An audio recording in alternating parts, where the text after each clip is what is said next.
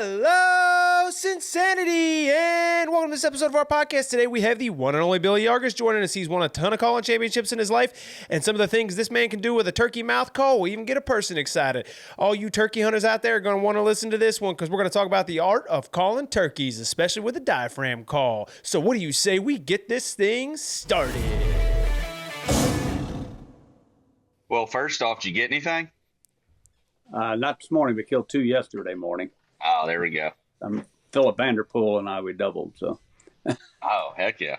yeah, it turned out pretty good. Oh, Josh has the bad luck then, huh? Yeah, he's not.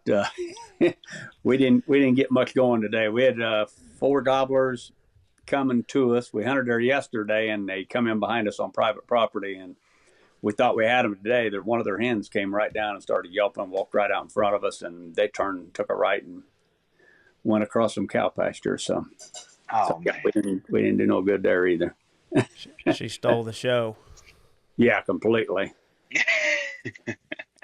Man, Nothing you can do about it when it No. comes to that part of it. Jeff Lindsay and I had the exact opposite problem happen. It was weird. We had a bird. He came up the hill towards us. Then they started working in the woods away from us around the edge of this field. He came out, looked. He was like 70 yards. I guess he didn't see the decoy. Went back in the woods. We called the hen out. She came in, dusted 40 yards from us, went right into the decoys, then went over the other side of the hill. That Tom left her, came back towards us, circled back behind us, and was standing out in the field 15 yards directly behind us, just gobbling for 15 minutes. Like, he left his hen to find us, but he wouldn't take that final step to commit to the decoys. Yeah, you never know what they're doing sometimes. I mean, no matter, you can have a plan completely, and one day it works, and the next day, the next bird, it won't work. So, Yeah. Yeah, it's frustrating at times. yeah, sometimes it's really frustrating. And right now, it seems like they don't want to see a gobbler decoy. I guess if you got in on the dominant ones, we did use a jake today because we figured that the jake with 4 longbeards, we figured they'd surely come pound on that thing, but they never did get to where they could ever see the jake decoy. So, Yeah, I had the exact opposite problem this year. All my birds, they were older birds, but they see a jake decoy, they'd turn because we have a group of like 6 jakes running around that farm ganging up on them. So, yeah, they turn around and walk away, don't they? yep, they're We like, had nope, that. where's your buddies at? I ain't doing this today. Yeah. We run into that. We started using just the hen, and then this morning we decided to use a jake, but they never. I don't believe they could ever see a jake decoy. They was up on that hill. I know they got good eyes, but it'd be a far stretch there. Yeah. So how many states you hunted so far this season? We hunted Florida, Alabama, Kentucky, Missouri, Kansas, Nebraska, and I did go with a guy over in Illinois and watched him shoot one. So, Were you there opening weekend in Kentucky?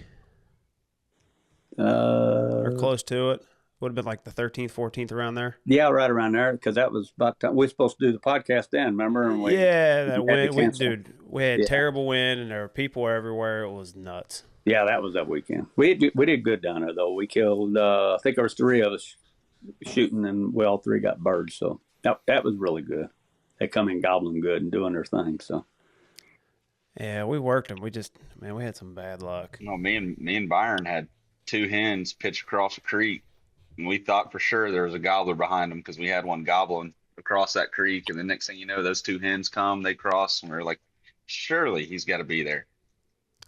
That day just wasn't it for us. that happened. We had a hen come in. I think it was yesterday we had a hen come in and come in from behind us. And we thought, sure, I was waiting to listen for the spitting and drum, and I was listening for it. I just didn't, but I did never hear it. Yeah. So, can you do me a favor? Can you tell us a little bit about your background? I grew up in Hannibal, Missouri. Worked in the factory 33 years, but I got into calling contests just so I could get some better turkey calls. I wanted better mouth calls.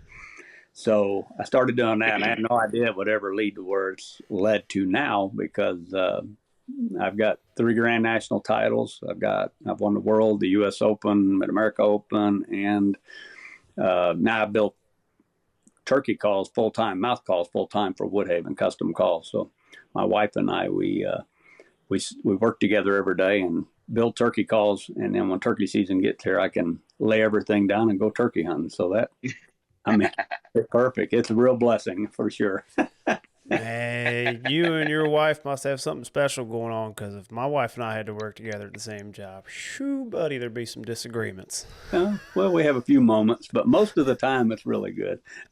I always tell her I'm the boss. And for some reason, it doesn't seem to work out that way, but That's the truth. Oh, man. They're always right. They're always right.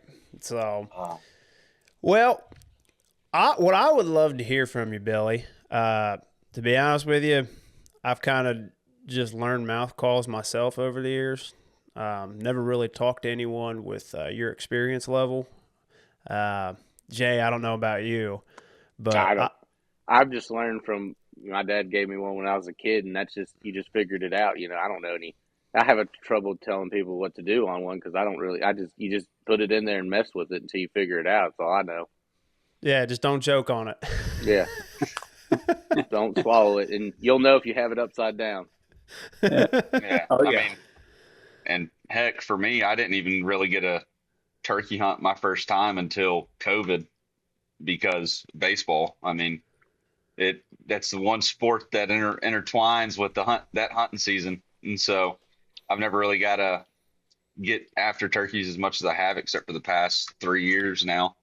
2-3 years now. So, and you used all that luck up the first time out. I know it bite me in the butt, but I mean,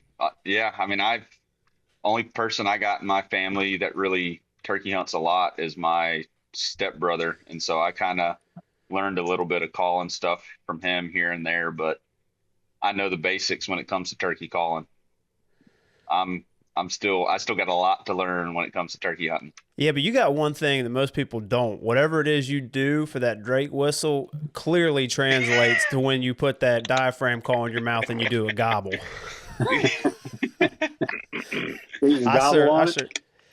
I can hit a little bit of a gobble. I mean, I can do a Drake. I mean, mallard Drake, how they just sound like.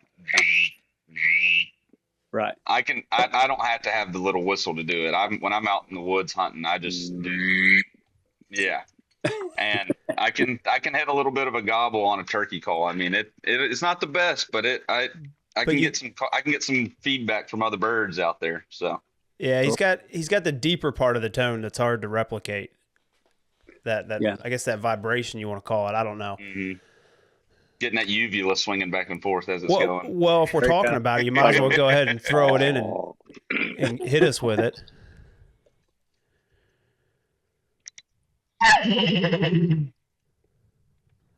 Yeah, coming down deep. Anytime you use a duck call or turkey call or any kind of call, it really needs to come from the diaphragm, and that's where a lot of people have a lot of trouble getting it. I did with a duck call. I had trouble getting that coming from my gut when I was a kid. Mm-hmm. Once I figured that out, it also helped me with a turkey calling too, because that's what that hen does when she walks up there, and you can hear her. You can hear it's like it's coming from way, way down deep, and that's what makes a difference on stage, and it also helps, I think, in the woods too. Well, you could see it when you're watching, like if you're watching someone hunt on YouTube or Outdoor Channel or whatever, and they're calling in the field to a bird, you can see their shoulders move. It's because they're using the diaphragm. That whole body of that bird is moving. I mean, it's just like when you see a turkey gobble. I mean, there's a reason it's not just the head bouncing back and forth. It's that whole body shaking with it. Yeah. They have a soft gobble, and then they have the big gobble. When they use the big gobble, I'll guarantee you it's with everything they got. That's the one that makes the hair on the back of your neck stand up close enough. Especially if it sneaks up behind you and does it about 10 yards. Well, that's exactly what happened to Jeff Lindsay and I. And I told him, I said, Jeff, I'm telling you right now, this bird's going to work around and go right behind us about 10, 15 yards and just hammer. So be ready for it and don't jump.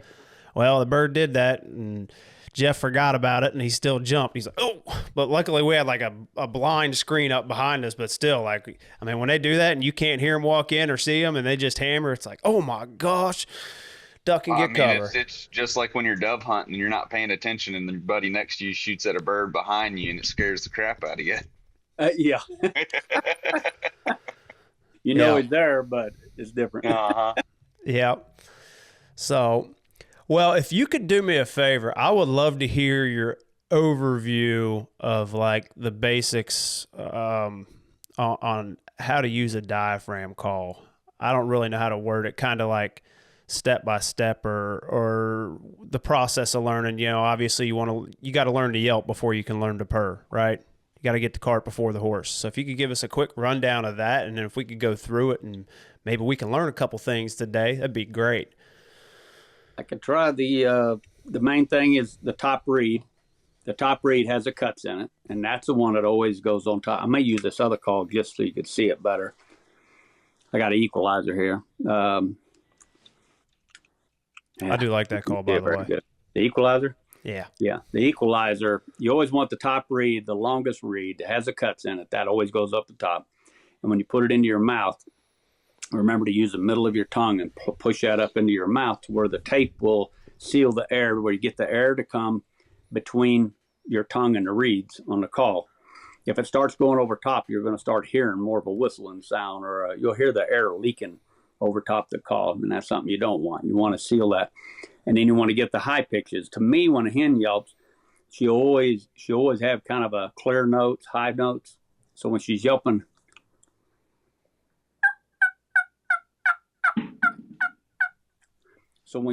soft, to me, it should be clear. It should be a little higher pitched. And then when you barely touch on that rasp, when you get a touch on that rasp, it seems like that's when a gobbler will gobble at you. Not that he won't, even with the softer notes, because sometimes they're just wound tight and they'll gobble at that real good. But I have real good luck when you hit that, just a touch on that rasp. And the way to get that rasp, you start blowing on the call and putting the air. And you also need to figure out what call you need. What direction is the air coming? Is your air channeling to? Will it be to the right or to the left, or right down the middle? For me, my air channels to the right, so I have a cutter call, so that one side is cut out. So that's the reason I like a cutter call. Some guys are just the opposite. It'll channel to the left, and you may want to call that the left side's cut out, or right down the middle, which down the middle would give you a V cut to where you can get your rasp out of it. I think a lot of people don't realize it's not all about calling loud. Actually, to kill birds, you'd be better off, especially the eastern bird anyways, you'd be better off calling soft, especially if you're hunting private ground or public ground, because everybody else is running around giving a bunch of rasp in there. This is...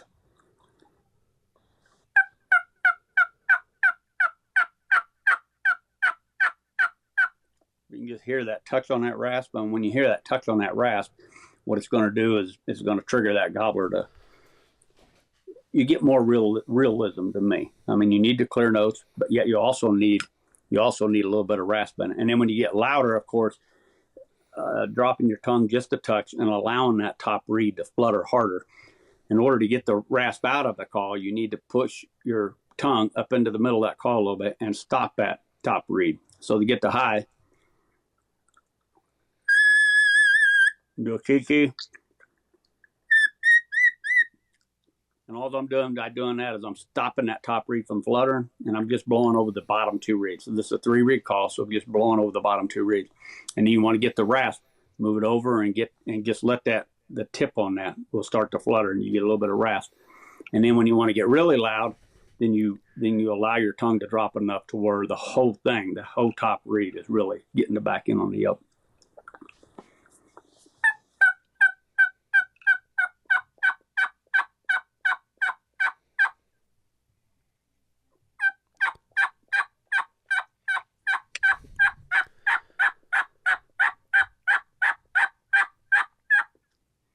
So by getting into the back end, when you get louder, you allow the whole top reed to start fluttering. And it depends on what call you've got. That's what you have to figure out, is what's going to give you, like on the back end of that rasp, what's going to give you the best sound, the most realistic sound. There's so many different things you can do in Nebraska, and on the Ghouls, on the Merriams out here, or the Rios in Texas. What I have noticed, like your Easterns, you cut.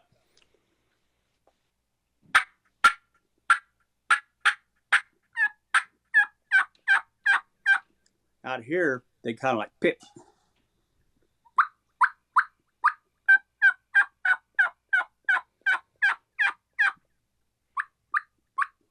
That's what I hear them doing. And the same with the Gouls or the Rios. So a lot of guys, I think, make mistakes when they come out west. What they end up doing is they cut just like an Eastern. And if you go to old Mexico when you do that, I mean, that's their alarm. When that real hard cluck, that's their alarm. So I've seen them turn around and walk away when guys do that real quick. So I didn't even know any of that. And to be honest with you, I didn't even think about the fact that you pick a call based on the side that the cut's on and your airflow. I mean, I knew it had something to do with the shape of your mouth and the way the air flows, but that explains a lot. Yeah, the jackhammer is another one. You could go to the left side or the right side. That's what this is. Yeah, that's why I noticed getting the jackhammer. That's my secondary one in my pouch. Yeah, and that's a real easy call, especially to get the high pitches and the little pips like I was telling you about. Yep. That's a real easy one to get that, or just get the real soft, like your real soft early in the morning, get the real soft little clucks, and maybe get a tree up out of it.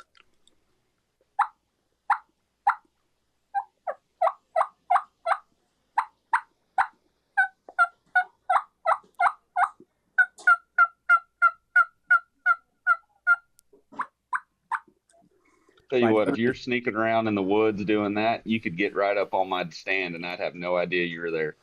All right, which one of us is going to be best at soft calling to give that a try? Definitely not me, because I only get that rasp when I'm loud, I tell you that. I don't know. This is going to sound bad. I've got 3 of them, and I don't know the names of them. I just know which ones I like. Yeah, but that's how you and I typically roll. Yeah, I know. Move this over. Oh, how do I get that?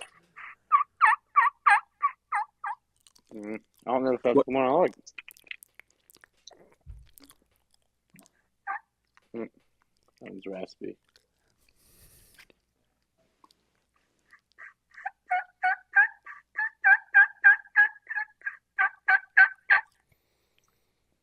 Yeah, you're still getting some rasp in it. And a little bit of rasp isn't going to hurt anything, but.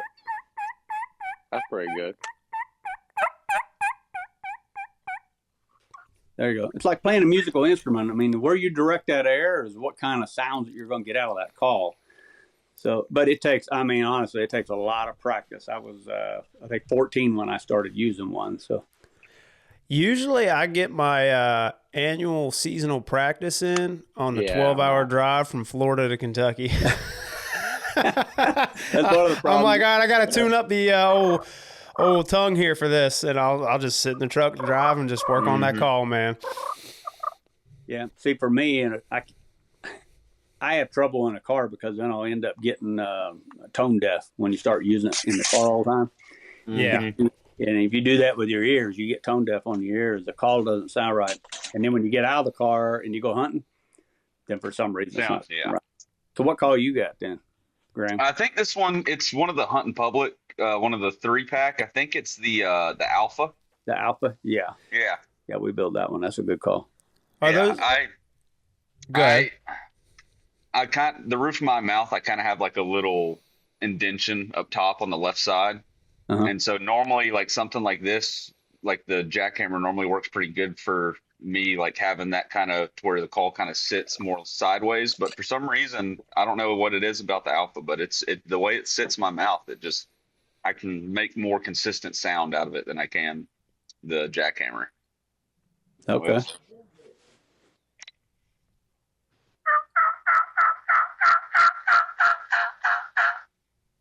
Yeah, you're getting a rasp in there. I'm not hearing the real clear notes, but to me, the beginning, the key, what do they call it? The key on the call.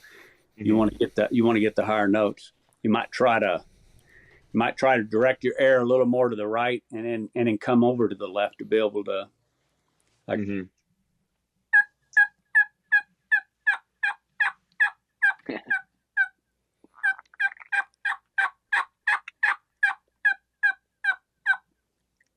So when you can learn to get the high pitches and then go over to the rasp and then come back.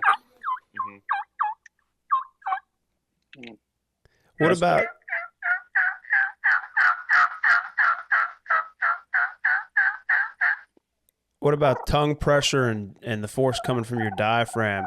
If you increase the pressure from your tongue and kind of decrease the airflow flow a little bit, will that help get that high note? Help him get that high note? Help get the quiet, the quieter high notes. Yeah, the clear notes. So it's like more pressure from the tongue out of at the beginning, right? Because I feel like I'm thinking like less pressure, so it needs more. It needs more to be able to get. Yeah. Okay. Yeah. See that there.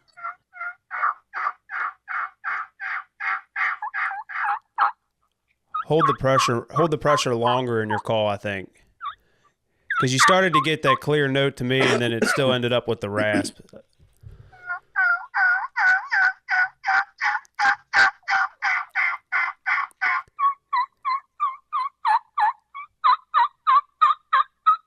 I tell you what. So really close.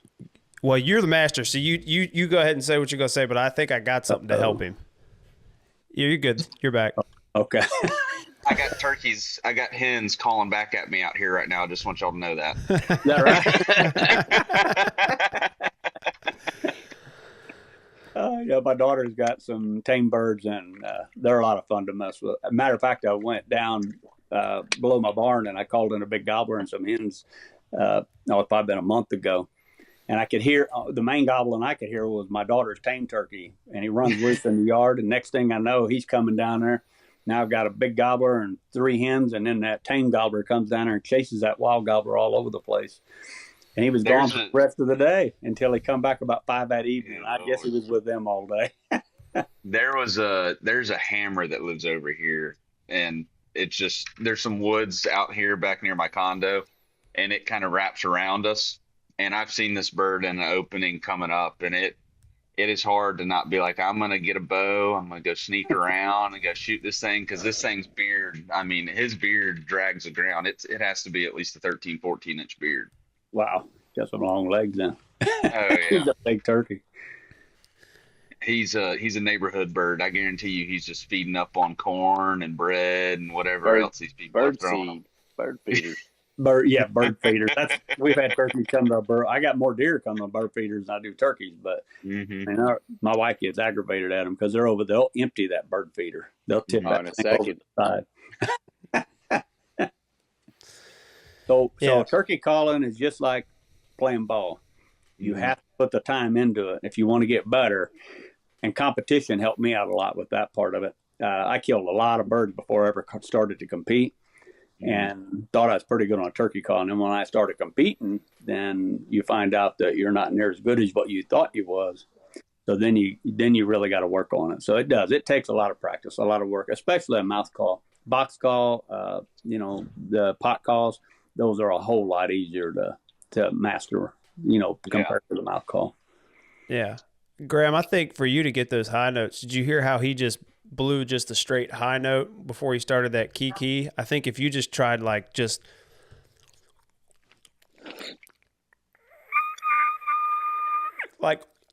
a straight note without moving your mouth to figure out where that high pitch is, then you can start moving your mouth to do the high pitch.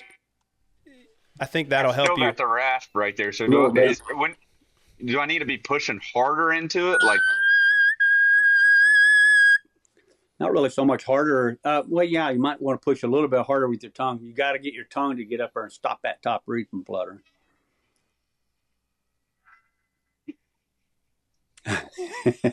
It just a ghost cut is a real good one to be able to get the high pitch because it goes right out the front. Mm-hmm. But I'm not. So is it more so when you think of it, like if you're looking at it from this way, like from your tongue perspective, I guess you'd call it? Are you wanting to push more on the very tip of it, like off the edge up here? Now, is that or are you wanting to push kind of up this is the alpha. This is the alpha.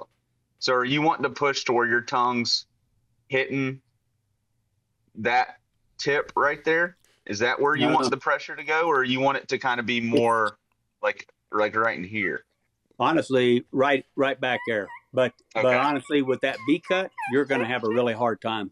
What is it? The alpha, the omega, and the delta.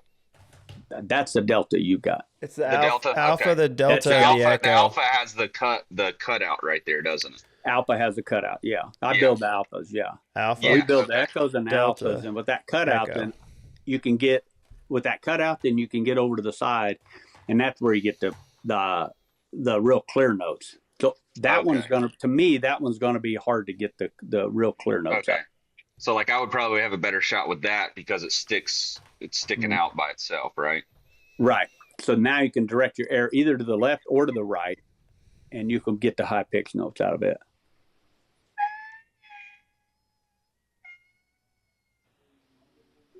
Still got a little bit of rasp. So your air is coming right down the middle is where it's coming to.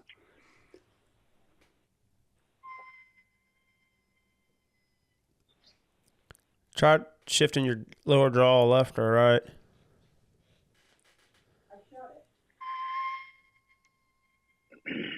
Very close. Just try a little.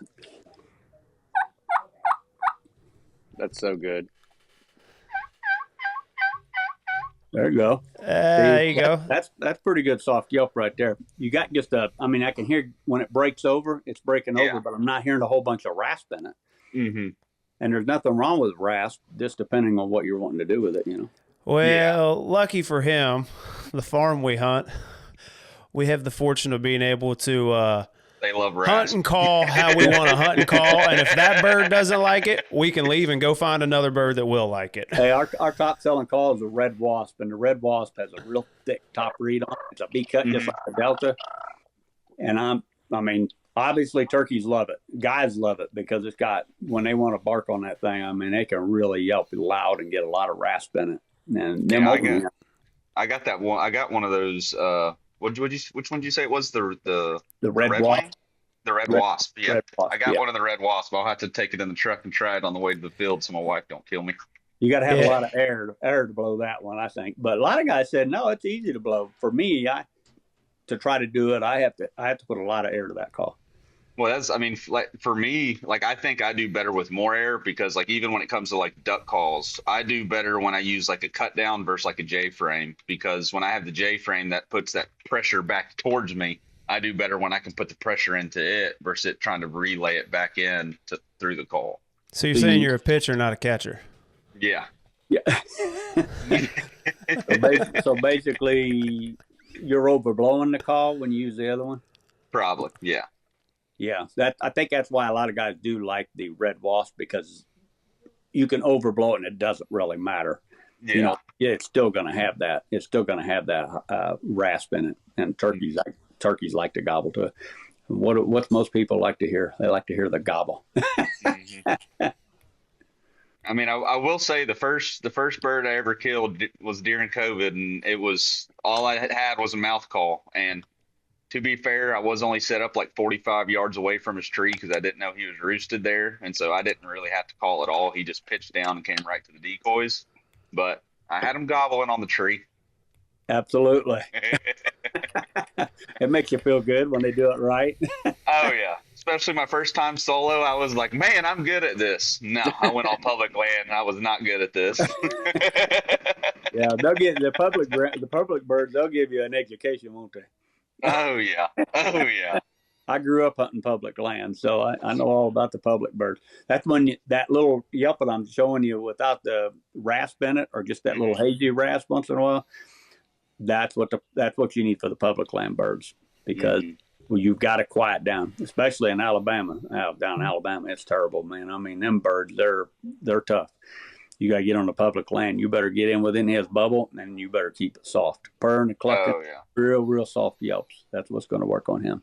Mm-hmm. Yeah, and that's where I was hunting, and I didn't know what I was doing, and it was like the second or third week into season, and so those birds were pressured to all heck. So it made it real tough. Mike Chamberlain just did a study on on public land and the gobbling on turkeys, and he talked about, like, in 2 days, the gobbling went way down. I mean, they would hardly even gobble. And he said, as soon as it closes back off, like in, I don't know, I can't remember, but I think he said 2 or 3 days later, I mean, they're starting to open back up and gobble a lot more. So that's crazy. Pressure does make a big difference on birds. And not only, one of the things that not only people putting pressure on them, but if you got a place where there's a lot of coyotes, a lot of bobcats, so every time they're gobbling, every time they're getting, even the hens are getting loud, you got predators, any kind of predator coming in after them. a lot of times I've hunted places, private places, that they wouldn't gobble. They just shut down. I mean, the hens wasn't talking loud. So if you kill one in there, it was like hunting public ground. You had to be real quiet, and you had to get in close to them. And that had nothing to do with people. I mean, that was just because there are other predators after them. So they learn pretty quick. I mean, as dumb as they are, they're pretty smart in a lot of ways. Stay alive. Yeah. All right. So after we talked about the Yelp basics, what would you advise people on next that are learning how to run a diaphragm call? I mean, I guess the next one would probably be a purr, wouldn't it? A purr is really good to have, especially that last little bit to try to get the bird in there, where you're scratching in the leaves. And if you can't purr, I would say just scratch in the leaves and do little clucks and little bitty soft yell. But purring on a cutter call, I like to purr with the back of my throat, like he was talking earlier about using the ugula, just kind of.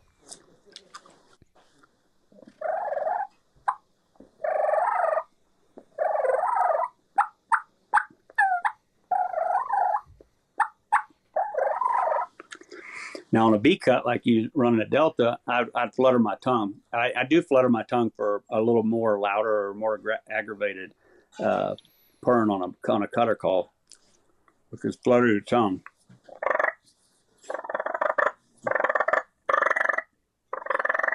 That sounds like a pissed off hen is what it sounds like.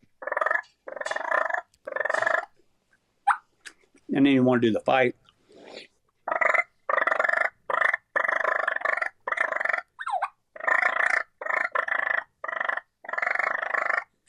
When I do the fight, I'll purr out the left side, and then I'll go back and purr out the right side and try to make it sound like two different turkeys.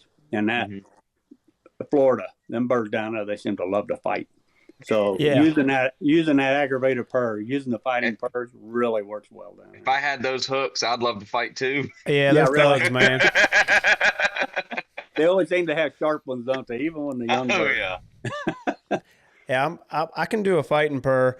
Sometimes I struggle on the softer purr just because it's like everything gets stuck. It's like, Yeah, I honestly didn't really start purring until this year, and I still have to try to find like the right, like, I think it's probably because I'm using the Delta when I should probably be using the jackhammer to purr with, but I just feel like I can't get the right amount of pressure to come out with it. I feel like it kind of just hangs up like back of my throat.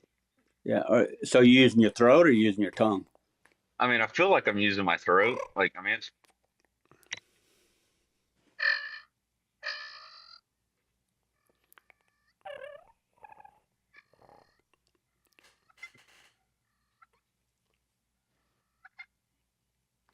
Yeah, I can hear it, but I mean, it sounds like it's almost too fast. Like you need to slow it down.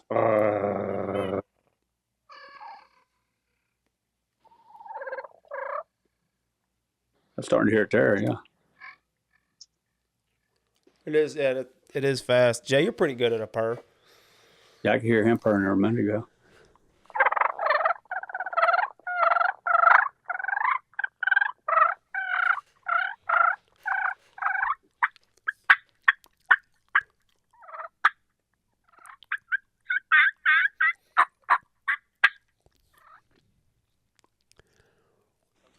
That's a pretty good purr, yeah. Yeah, you gotta figure out how to get the control. Is you can because you can slow it down or you can speed it up, either one. When you say you use your tongue with it, are you talking like throwing in kind of just like what do you mean by that? Like what type of? So use the middle of your tongue to put the pressure on it, and then just use the tip of it. Don't put the tip of it on the call; it'll drive you nuts. But use the tip, just so. Do a feed and chuckle like you're doing a duck call.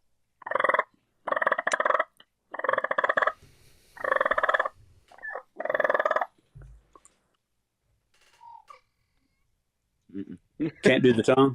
A lot of people the can't. top of my tongue, when I do that, it wants to fall straight back down. Because the one thing I can't do on a freaking duck call is do a fast feed chuckle. I got to do a slow rhythmic feed chuckle. Yeah, my tongue doesn't like to. Like, I can't roll my R's. Like speaking Spanish, I can't roll my R's when I'm speaking Spanish. Well, that would be not that I can speak Spanish, but me either. We go to Mexico, I'm out of my realm down there. other than the turkeys I like. But I was about to say, you can talk turkey real good. yeah, I can do that part. The one thing that they call it, yeah. When I go with Jay Scott, they nicknamed this one yelp because I do a different yelp, which could sound like an old hen or even a jake. My wife don't like the yelp, but they call it the bow wow. But you can use the same call. You can do hen yelps, try to sound like two different birds.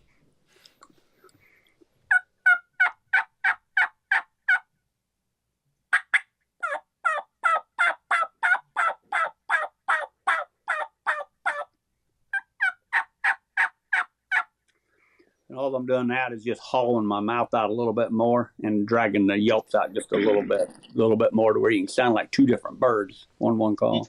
You know what that sounded like, Clayton? That sounded like that bearded hen last year that we had that was standing right in our face. She's still there. I saw her in the driveway this year. That's what she sounded like last year. That's an old hen. Yeah. I called hens in, and we try to distinguish between a hen yelp and a jake yelp a lot of times in calling contests. And one of the things that I try to tell people, listen to an old hen. I called a hen in one time, and she put a couple little kikis on the front, and then she'd put a yelp in like that and sound just like a jake. I had a pastor friend of mine with me, and he's like, we both said, yeah, that's a jake. And she walked up there, and it was no jake. It just had to be an old hen. I mean, she was a big hen. So that's crazy. That's a lot of fun, though. I enjoy going out and just like yesterday, we called that one in, and she come in from behind us and I think she was like 5 or 6 steps to my left. So I'm videoing her on the GoPro. And then it goes out to the decoys, and we get her on the big camera. Real pretty yelp. I mean, if you listen, every hen is so different. You might have one that don't have any rasp in it. Even when she gets loud, she just high pitched and hardly any rasp in her yelps at all. So, I mean, that makes it more versatile for us, or we can, do different kinds of yelps and stuff like that, or just a different person yelping on a mouth call can still sound like a hen.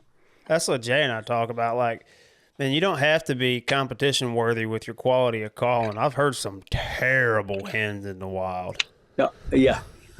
We call them terrible, but they should be scoring 20s in any contest, just because the one thing that they have that we struggle with is to make it sound like it's coming out of your chest. But every hen, if you hear a hen, it's a hen, other than a turkey caller. If they get close to you, then you'll hear somebody calling. You're like, that's somebody hunting. Sometimes as a hunter, we can get really close, but there's a lot of times it's like, nope, that's somebody calling. That ain't a turkey. Yeah. Yeah. Now, when you were purred, you had some other little sound mixed in there in between purrs. How'd you do that? Pop. It was like a little soft pop. Clucks and little whits of wine. The whistle, yeah, that one. That's it. Yeah, that's crazy, man. I want to know how you do that. I need you to come start walking with me to the deer stand in the afternoon, so that way they don't know I'm walking in there. Yeah. A lot of times when I'm trying to set up on a turkey, I'll start purring and clucking, do real soft yelps. If you're making a bunch of noise in the leaves, I think it actually helps. And then when I like to get all the leaves out from the trees, so when I get ready to when I do set down, if you do have to move, then you don't make any noise. So I'll start purring and clucking and just scratching the leaves out. And the turkey has a rhythm when they're scratching, in the leaves. So you watch turkeys and you find that rhythm, and then you can do that yourself. You can just use your hand. It don't matter how much noise you're making then. Throw a little purr and a clucking in there and a scratching in there. But it's the same way. You just put your tongue, the middle of your tongue, and you push it up to where you stop that top reef from fluttering. And you can get all those clear notes, out of that call. The jackhammer should be fairly easy. A ghost cut like a toxic orange, a lot we sell. That's probably our second best seller is that toxic orange, because you can go right down the middle of it and get those real clear notes. But then you got to really flatten your tongue and open that up to be able to get the rasp that comes out of both sides of it. Or you can go either side. So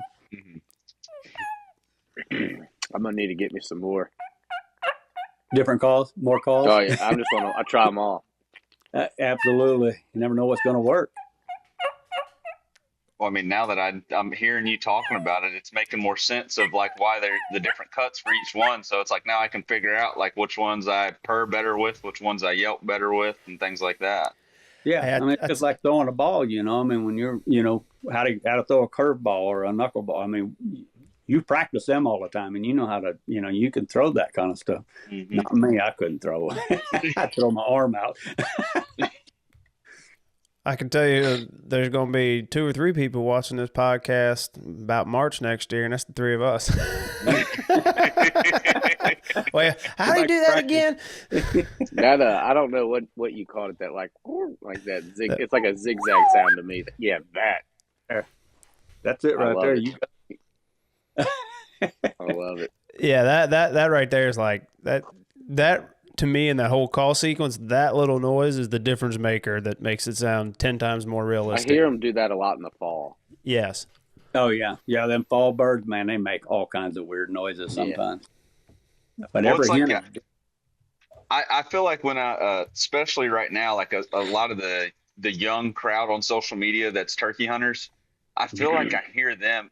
It's not just normal calling like we're talking about here and like what you're showing us. I feel like they throw in like that whistle, and then there's some other stuff. I'm like, I've never heard a bird do that. It's probably because I don't go to the states where birds make those noises. But get around your tame turkeys. You get around some tame turkeys and listen to them. They make all them little soft noises. They make all kinds of little soft noises. Denny Golvis has a lot of stuff out there that he gets right underneath the roost trees, and some of the different sounds that you hear hens make is just unreal. That little under the breath little type yelp. I mean, a hunter 10 yards from you could barely hear you do it, and a turkey could hear it for 100 yards if it's not windy. Mm-hmm. I know there's people that have designed deer calls, like some of the original deer calls and stuff, just listening to deer that are in pens. Yeah, high fence deer. I mean, tame animals can teach you a lot because you can be around them constantly. Yeah, you could be right up next to them, and it don't bother them. Well, they're not like ducks and geese where you can go set up on a reservoir and just sit there all day and listen to them 30 yards away. That's what we used to do. We go down to the big four, and we'd sit down there, and man, you could hear, and you'd pick out one hen. Treetop turkeys, they have a deal where Brad Taylor used to get right underneath the roost. And then what you had to do is you'd pick out one particular hen and said, that's the one I want to sound like. So then you try to mimic her. Now that I listen to in my truck all the time. I hear that a lot. Or Mike Batty's got some of them out there. All those, anytime you can listen to that. See, when I was growing up, the only thing we had was you had to go to the woods and you had to learn how to do it.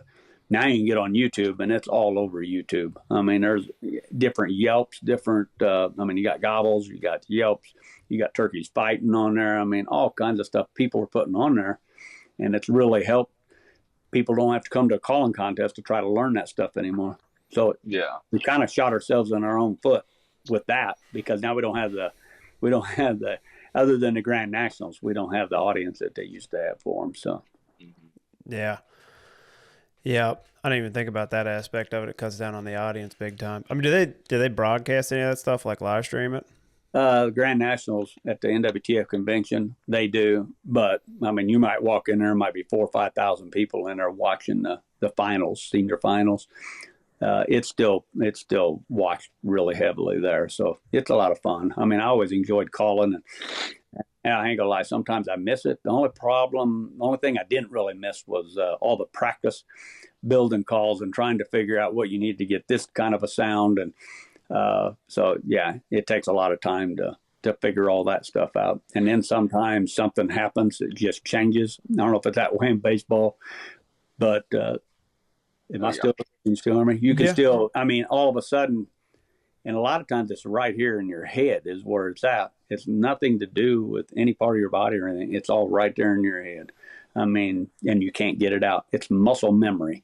And the turkey calls are the same way. Once you get the muscle memory and you find the call you want, don't mess with any other calls. When you got it doing what you want it to do, then stick to that call. And then your muscle memory will always kick in, and you'll have the same calls, the same type of yelps that you want every time. So now, let me ask you this. You talk about change, and I mean, I've seen some of these kids at some of the competitions and stuff, like, the NWTF convention and everything. Do things change for them? As like, if say boys 9, 10 years old, do things change for them with their body as they're growing, that they kind of need to alter stuff as they go through life until they hit their teenage years. As far as calling, I'm not sure. I'm just curious. I would think like, I don't know, different tones in their voice because their voice gets deeper as they get older or anything like that, or no? Yeah, once they hit puberty, and next thing you know, their voice goes from being a little high-pitched kid to a deep sounding Trace Adkins. I mean, I'm sure that has to have an effect on it.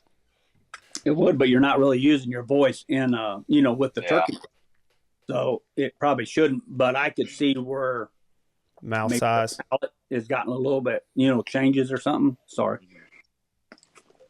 So I could see, or maybe maybe a guy's tongue does get a little bit thicker or something. So you got to figure out what calls you need to get the different sounds out of. I mean, Matt Van Sice, he called in the intermediates and the juniors and stuff, and he done good. Hunter Wallace, same way. Corey Hoon, all them boys, they done really good in the very beginning, even when they very first started.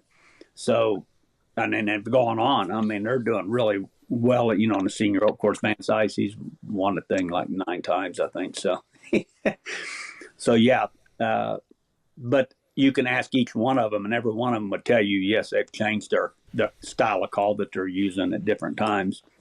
Maybe went to thicker reeds or maybe even thinner reeds, depending on what call you're trying to get out of it. But to me, I gotta go ahead, Bill.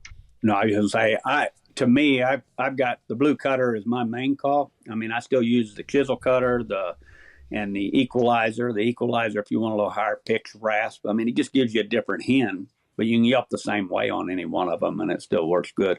But for me, a V cut, I have a hard time with a V cut because I like to get the high pitched notes, and I have a hard time with that. And I hear other people that, like Scott Ellis, he can kiki on a V cut. I can't do that.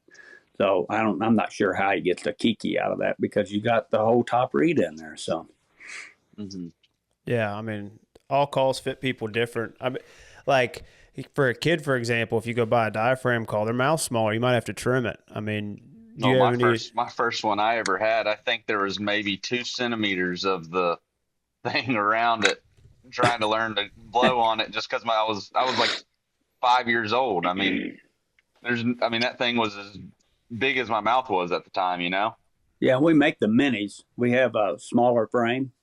See, what you're using there is what they call a small frame with adhesive. And then, a lot of times I use a medium frame, which is just a touch bigger than that. I guess my pallets go a little bit wider. So I use a medium frame. Then they have a large frame. And honestly, I don't know if anybody out there sells them anymore, but they've got a medium frame and then they got the large frame, which they used to call the Walter Parrott frame. And it's really wide. Now I couldn't use it because it was like a mouthful. But we have the mini frames, and you put them in. The kids really like them. I would think it'd be kind of hard to make that transition once you start with a mini frame to transfer over to a wider one. Yeah. Yeah. So let me ask you this before we talk actual in the woods stuff. You got any other strong pieces of advice for people as far as running a diaphragm call is concerned? Like, we'll call it the mechanics of it. The mechanics of it would be, yeah. I mean, some people don't drop their jaw at all. You might check out different guys calling, maybe even competition, and see how they're using their, how they're dropping their jaw, depending on who you want to sound like or what hen you want to sound like. It's no different than looking in a mirror. There's been times that I'd get when I was competing, I would get a rasp out of a call, and I couldn't figure. I wanted to get rid of that part of the rasp, and I couldn't figure it out, or I wanted to get more. And I actually went in and would watch in the mirror, try to look in my mouth if I could, to try to see where that's coming from. So then I would figure out, maybe I need to trim that little piece of the reed off. I always tell people, I said, you can just take your little pair of scissors if you want to put more rasp in your call or a little less. Toy around with it and figure it out. I mean, if you mess it up, we sell them all the time. You can just go buy another one. It's no big deal. Yeah. There's more where that came from. The main thing is to find the call that fits you. I mean, that's why we make so many different ones. As and that jackhammer, Mike Pentecost, he's the one that designed that, and I can run that thing. to me, it's very, very easy, especially for a beginner to get started on, because they can get the high pitches, go to the middle of the call and get that, read the fluttering and get the rasp in it. And it doesn't take hardly any air. Matter of fact, me and him have been talking about coming out with another jackhammer with possibly a heavier top read, where to give a little more back end when you get louder on it. So just different ideas that we've got. Yeah. Yeah, I used the heck out of that thing this year. Oh, there's a lot of people using it this year, and they like it. Yeah. It worked. Well, I guess I didn't call too much, to be honest. Well, I did, but not the birds I killed. Jay called in the one bird I killed. Yeah, but Then the other one was a 5-minute hunt. And you couldn't even see it, from what I heard. You I couldn't didn't see really it? call your turkey in. Like, I made 2 calls, and you know what I mean. Yeah, The but we turkey knew was- what he was going to do. He came in. He came from down the other hill up our hill. But most of the time, like the turkey, if they want to do it, they're the easiest thing in the world to kill, man. Absolutely. Yeah, if you take 2 calls and sit down and he's in gun range, I mean, it was his turn. He was ready. Yeah, well, a lot of people will tell you that calling's not that big of a factor, but to me, I think it is, because you can actually change a bird's mind sometimes. I mean, not every time, but you can. I mean, I've seen birds where their head was kind of a drab color, like, I don't know, like in a fall. You know, they won't be colored up at all. And you can get to working on him, and pretty soon you see the colors in his head start to change, and then you know you're getting to him. So you just keep working on him, and there's all kinds of things. You can play on the jealousy side and throw some Jake yelps at him, or like you said, a gobble, or maybe start doing a fight and purr. Fight and purrs to me is like rattling to a deer, because some of them will turn around and run the other direction as fast as they can. They don't want nothing to do with it. And the other ones will come running into you and charge you, and I mean, all you can do is barely get your gun up and kill him. I've had that before. So it's Yeah, when that head turns real white, oh yeah. Yeah, that's you when know they're he's mad. That's when they're mad. When that red turns to blue.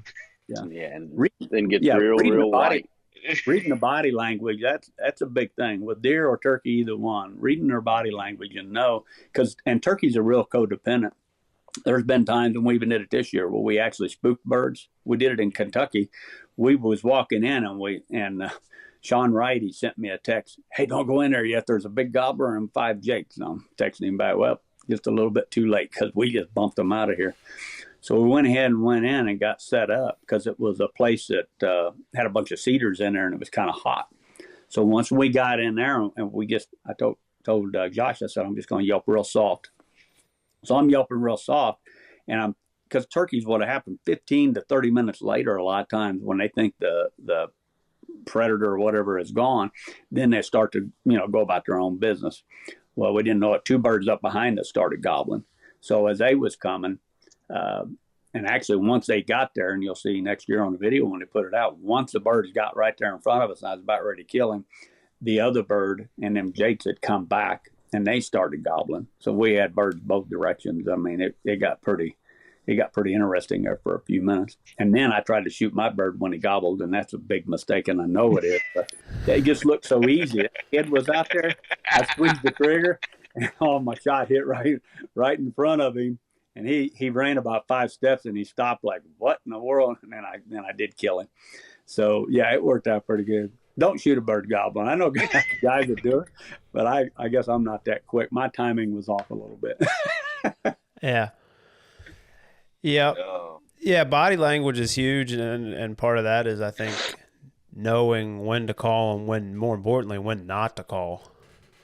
Absolutely. They're no different than we are. If you sit there and the bird quits gobbling, what's your tendency to want to do? Is he there or has he left? Do I need to move in closer?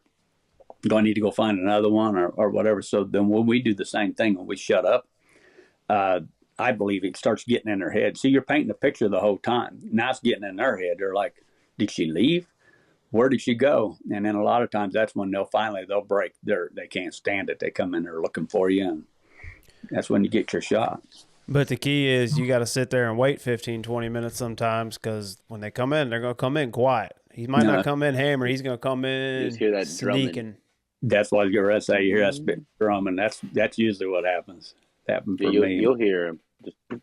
Yeah. Sometimes they'll just drop everything and just come walking in. especially if, like you get one gobbling behind. I love it. Was in Missouri last year, and me and Scott Tiersey.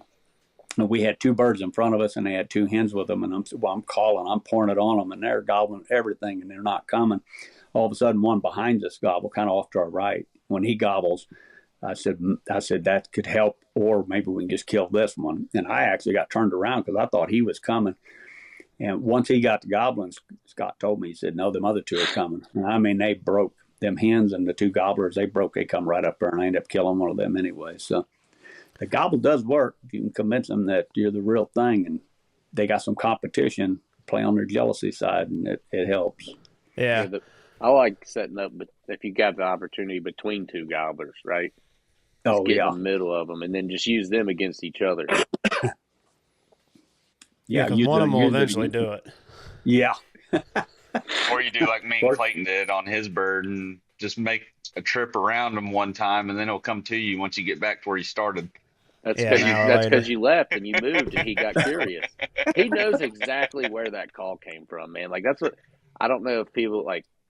I mean, obviously you know this, but they can pinpoint the exact place you made that call. Oh yeah, especially if you're calling loud, and that's where it really helps. Soft calling really helps, because a lot of times I don't think they can. I mean, sometimes they can pinpoint right where it comes from, but a lot of times they come into your area and they feel like they're still having to look because they're not 100% sure. But so loud calling, that it can get you in trouble once in a while. They'll come right in there and they'll look over against a tree, and there you sit. Well, and they do that. It's frustrating. Just like deer and turkey, if you call, or deer and duck, if you're calling too much, like deer hunting, you call too much while they're coming in, they're probably going to put eyes on you. And if you call that ducks while they're circling over, they're probably going to pin you out. Yeah, well, when right over top of you, they could do it pretty quick. Yeah, the deer will just smell you. That's the thing. Like, if turkeys could smell, we'd never kill one of them things, man. No. Be like a coyote. Yep. We'd have to hunt them at night. Yeah. But to that point, like with turkeys and the fact they can pinpoint you, like if one gobbles on his own, or I call once in mid morning and he gobbles, I like getting to a point like thinking like, all right, let's find some feature in the terrain that I can set up like 40 yards on or 30 yards on the other side of, so that if he does start coming, he's got to go around that terrain, or if there's like a hump or something, he's got to come up over that hump and get within shooting range to see where you're calling at. Because like you said, he can pinpoint you, so why not use a terrain feature to your advantage as far as that's concerned? Yeah, that's a big thing. You always need to try to figure out where's he going to be coming from. And mossy oak bottomland is what you really need. Then that way you don't get busted. No, you got to figure out where they're coming from, and you need to be ready, because a lot of times I've had birds, like you was saying, when you don't like when they come in quiet, because sometimes they'll come in quiet. Your gun's sitting on your lap. Just don't make any movements until they get their head behind that tree. And when they get their head behind a tree, then raise your gun up and do it quick. But unless there's more, sometimes you get 4 or 5 of them come in, and then that really gets interesting. But if there's only one, gets his head behind a tree, or he turns around and he's got his fan pointing towards you, then you can, got his butt towards you, then you can really get your gun up quick and be ready for him. Yeah, that's the same thing as deer hunting. That's kind of a woodsmanship thing, Like, if you can't see his eyes can't see you. So if you're going to move, that's your time to move quickly. Yeah. He's going to hear you move. That's why he said he clears the leaves out when he sits down, Jay, so he doesn't hear you move. Like that, you just got to John Wayne them. Like he said, don't ease it up. Like when you get where you can see him, it's quick. You got to just throw it up and get it on your shoulder. Don't try to, like, that's not going to work. You just like that, just fast when they can't see you. Now the ghouls are just a little bit different. You can just ease. I mean, I've had them stand right in front of me, and just keep easing your gun up, and they're not near as weary as like the Easterns are. They're just not. Oh, yeah, that's good. I like hunting stupid turkeys. Hey, you gotta go to Mexico. Yeah, we gotta go to Mexico. It's all about pressure down there. Hey, you might have to start being careful out there. Them jaguars are starting to roam a little bit too much. Y'all seen that in there?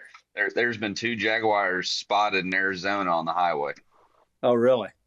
That Wow, we crossed. had to, They somehow crossed over the Mexican border and got over. that's pretty crazy. We was in Oregon a couple of years ago, and we had a mountain lion come running in on us, charging the calls. I mean, it was a big one too. He was coming. Mark Scroggins was sitting to my right, running the camera, and the whole thing I heard was mountain lion, mountain lion. And by the time I looked, he just slammed on the brakes, and he's like, I don't know, 8 or 10 steps from us, and he realized we was people, and he turned and he took off the other direction. So yeah, that was a wake up call. There Oh are things yeah. in different places that could eat you. I think I'd be having to clean my drawers. Yeah, it was. We had a long talk after that. We talked about it. Still talk about it. Yep. Yeah, I'm more of a northern turkey hunter where there's no snakes or mountain lions. Like, let's I'm just with go you up to on the snakes. Wisconsin. I don't do the snakes thing. Mm-mm. And I live in Florida. I just really don't hunt down there. Hey, I thought somebody said in our group the other day that they saw a rattlesnake when they were out. Probably Nah. Oh, no. Okay, I know what I'm thinking of. This was in Colorado. No, my buddies, they were golfing. They said they saw a rattlesnake that was about the size of a softball all the way around the whole body. Yeah, I haven't run into them yet, but we have in Texas a couple of times, but it was no big deal. You know, it wasn't nothing. You gotta watch out for those in Texas. They don't rattle anymore apparently because the hogs eat them. Oh, really?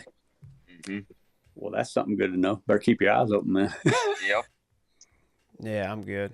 I mean, Yeah, I live, all like right. I said, I live in Florida, and I don't turkey hunt much down here because I'm just like, yeah, no, I'm not hunting public ground, and I don't like snakes and gators. So, I hunted in Florida. We hunted down in LaBelle, and then we come up and hunted around Ocala, I believe it was. yeah. So it was interesting, but early in the spring there's not. I don't think there's too many snakes moving around. Nah, not early. But, yeah.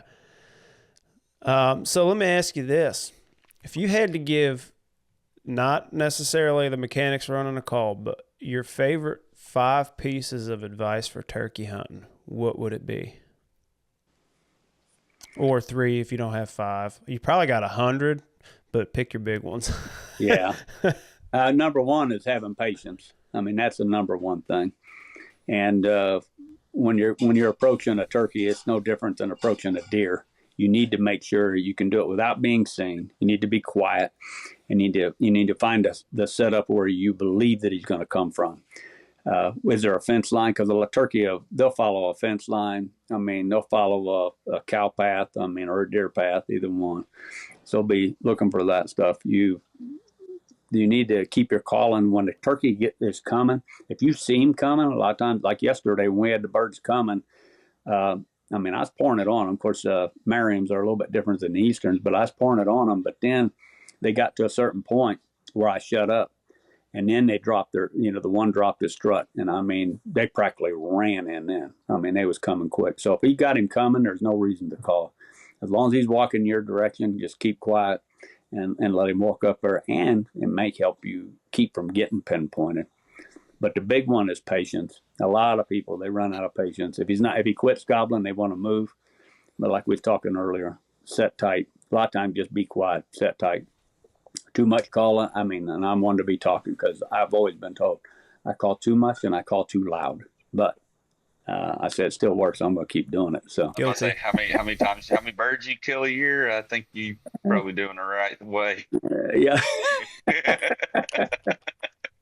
It's a lot of fun. I do like to call to them. I like to hear them talk back to me. If I hear a hen, that's another thing too. If the hen's yelping at you, quit talking to the gobbler and start talking to that hen. Because if you can get her to come to you, 9 times out of 10, you're probably gonna have that gobbler right behind her and be able to kill him. So talk to the hen more than you talk to the gobbler. I think that helps a lot. Yes, I definitely agree with that. I had one do that this year right off the roost. They were on a different hill, and I was talking to the hen, and I didn't think they were going to come, and they came because I quit worrying about the gobbler, and I started talking to the hen. Yeah, that's my big thing right there. Another thing I'll do is if a gobbler isn't answering me, I will wait for him to gobble. Like crow flies over and he gobbles, then I'll yelp at him, and I'll keep it not real loud. I'll yelp at him kind of soft. And I've had him not even gobble him. I had it in Florida when I was in Ocala. This bird was on the roost, and every time he'd gobble, I'd give him a real soft yelp, and I just kept doing that. And when he pitched out, I was scared he was going to pitch over in the pines and it might all be over. But when he was headed for the pines, then all of a sudden just hung a left, lit in front of me about 30, 35 yards, and I had to wait for him to take about 5 or 10 more yards to me to get out of the brush, and then I killed him. But so you can turn it around where you're answering him instead of him answering you. And once you get them to do, once you start doing that, a lot of times that'll draw him right to you. So now let me ask you this: you were mentioning that bird pitching out. You got any good rules of thumb for people as far as calling the birds on the roost in the morning? Yeah, a lot of people don't do it. I do it all the time. So if he, the main thing is that if he can see, if would be able to see, definitely keep it softer. You can't do a whole lot of it, and you definitely can't do any moving around. But if you're a little ways from him, I do what the hens are doing. If he's got a hen with him and she started getting loud, then I'll start getting louder too. Like I said before, I want to talk to that hen. You want to try and talk them into coming to you. I go out in January and February, and I call birds in all the time on like some no hunting ground. And once you start learning how to talk to those hens, it really helps you. In the spring too, because another thing too, kiki run. A lot of people don't use the kiki run in the springtime, and sometimes I'll use that to try to play on the sympathy side of the hens. So you can start doing a kiki run and try to get them to come to you. Try to pretend that you're lost. And jakes really respond good to it. I know you're not always wanting to call in a jake, but a lot of times they've got a long beard with them. So if you start doing a kiki run, I get jakes that sometimes get real interested. And next thing you know, they're yelping and they're coming to you. And they'll drag him right along with them too. So guilt by association. Yeah. Well, guys, you got any other questions for Billy? I just need you to send me a sound file, I'm just gonna keep it on my phone. Just go through your routine. I'll just play it for him. Just go to Woodhaven Custom Calls and look on YouTube. We've got a lot of different hunts on there, and we do a lot of calling. I always say I do a lot of calling when we're turkey hunting. So that's how I like the turkey hunt. I'm with you, man. You call too much. Well, that's how I want it. It works. Yeah, I like to talk to them. That's the whole reason we do it. For me. Oh yeah, it makes it fun. Yeah. Well, it's like duck hunting. Who in the world wants to set out a bunch of decoys and sit there and don't make a sound? Yeah, I've had a lot of guys do that. No, ain't nobody want to do that. No, not Might me. as well be deer hunting. Might as well go sit in the deer woods if I want to hunt that way. Yeah, I can sit in a place for 2 or 3 hours if I know birds are in that area. I've worked birds for 3 hours before, but I'm still going to call to them. I've had a lot of guys tell me, just sit there, don't call, because they're going to walk by here, and I'm like, I don't care if they're walking by here or not, I'm going to call to them. Yeah, if I'm gonna kill one, it's gonna be fun. It's not gonna be deer hunting them and being silent. I got no interest in doing it. I'll let them walk right by, no problem.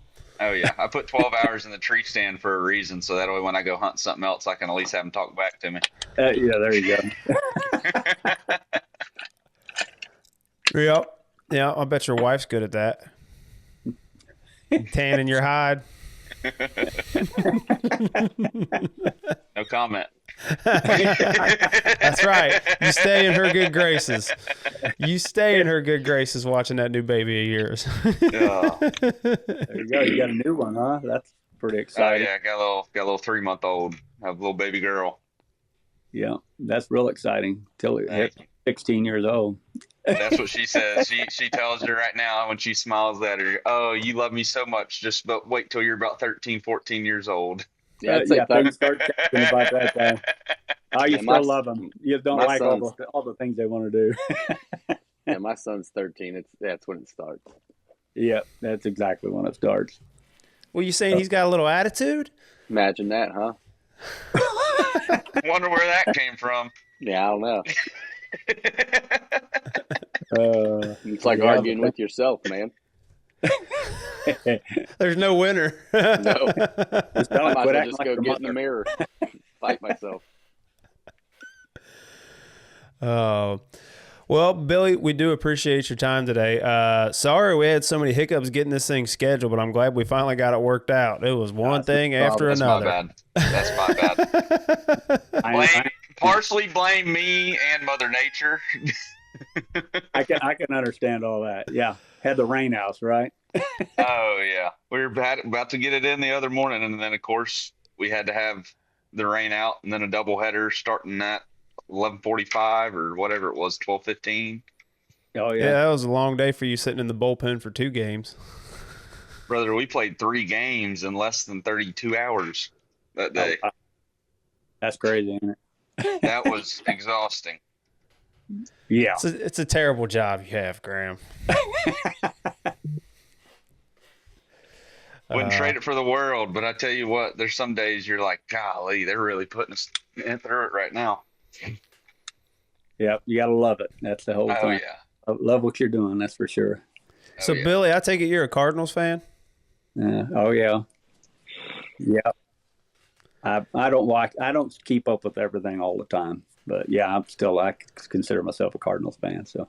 I've noticed a lot of the hunters, deer and turkey, that are really good hunters, at least in my circles, people I know, you got a lot of Cardinals fans and a lot of Braves fans. Is that right? Yeah, I mean, think about it. Like, look at their juries. Most of the people with the juries, they're big Cardinals fans. Okay. The Lindsays are Braves fans. Small town guys are Braves fans. Well, you know why that is? It's because once you hit that, like, Mississippi, Tennessee over, I mean, you can take out a little bit of the Mississippi and Tennessee up here. They might be Cardinals fans because it's a little closer to St. Louis. But when you get that, like, Mississippi, Tennessee area, Alabama, South Carolina, Georgia, North Florida, like, and then you got over from Louisiana, Arkansas, Missouri, Kansas. Like, There just ain't much there except for the Braves and the Cardinals. It's Braves and Cardinals for all those states right there until you get up to Kentucky and North. Yeah, my wife scheduled us to go to a Cardinals game last year right in the middle of turkey season. I'm like, what? Why? I guess our church was going. So yeah, I had to drive back home. I can't remember. Oh, we was in Nebraska last year, and when I got back home, I had to hunt 2 days in Missouri. Then I had to drive to St. Louis for a Cardinals game, and then come back and get back at it again. But it was still fun. I think they lost that day, though. Yeah. That's what we call 2 birds with 1 stone. Yeah. Yep. I'm not gonna lie, it is kind of fun in the spring turkey hunting and then going to a ball game that evening. Yeah. Well, we used to have to stop at 1 o'clock, so it wouldn't have been such a big deal. But now we can hunt all day in Missouri. They just started that last year, so. Man, hunting in the afternoons and evenings is tough sometimes. It's not as fun for me. I don't know. It's my favorite time to hunt. Well, if you get one working, but they quit doing it on my farm. I'd rather hunt in the afternoon, man. Like 10 a.m. to 2 p.m. is when you just seem to find lonely ones. I'm talking about like 3 and after. You just go where they roost. You just start right in there. They roost in the same spots pretty much on your farm. You know, you just get in there and just start soft calling. Man, the only fun one I had in the evening was that one you and I killed that double with the double beards. That's it. Yeah, that happened. Yeah, but see how fast that happened? That happened like in no time. Yeah, that's true. And they came running from like 200-something yards. I mean, just sprinting. That's when it's fun. They make you feel good about your calling when they do that. Yeah, absolutely. Yeah. He was hitting his mouth call and his box call at the same time, and they gobbling. I'm like, they're behind us. He's like, no, they're over here. I said, no, they're behind us. He goes, no, they're right there. He pointed, and they were like 200 yards sprinting at us. And he goes, oh no, Or my no, gun. you couldn't see him. He goes, my gun's on the tree behind me. I was like, so we had to wait till they got down in a dip. He hurried up and grabbed his gun. They popped their head up the other side. Didn't like the decoys when they got there, and stopped and took a 90-degree turn and started walking away. And we just waylaid them. Absolutely. Yeah, they got close enough. You won't ever forget that hunt, though. No. You make memories. You make memories when you get to go hunting. You make a lot of memories. So you might forget a few hunts, but the good ones you won't forget those. Oh, I'll forget a lot of bad ones, thankfully. Yeah. To me, like I remember a lot of bad ones too. Usually the misses. Yeah, well, okay, that kind of bad, that's a different level of bad. But like the quiet days where you don't hear much gobbling and just nothing happens. And it's in and out of the memory bank real quick. That's when you go fishing. Oh Yep. yeah. Cast and blast. Yeah, you just go fishing when they ain't gobbling. So, all right, Billy. Well, thank you again. Appreciate it. Hey, have you told him about the upload stuff? No, not yet. Yeah. So when we hang up here, I'm going to hit stop on the record button. Give me a second, and I'll let you know when the video is uploaded, and then you can close out of the app. It should only take a couple seconds, though. Oh, okay. So, all right. Well, thank you for your time, and Thank you guys for having me. Thank you very much. It was very informative, and good luck out there in Nebraska. Yeah, good luck to you guys. Yeah, you're going to have to get Josh a bird, or I'm going to have to give him a hard time about it and tell him he's bad luck. So hopefully we can. We got it done in Kansas a couple of days ago, so now we can hopefully get it done this afternoon. So turkey tour. There you go.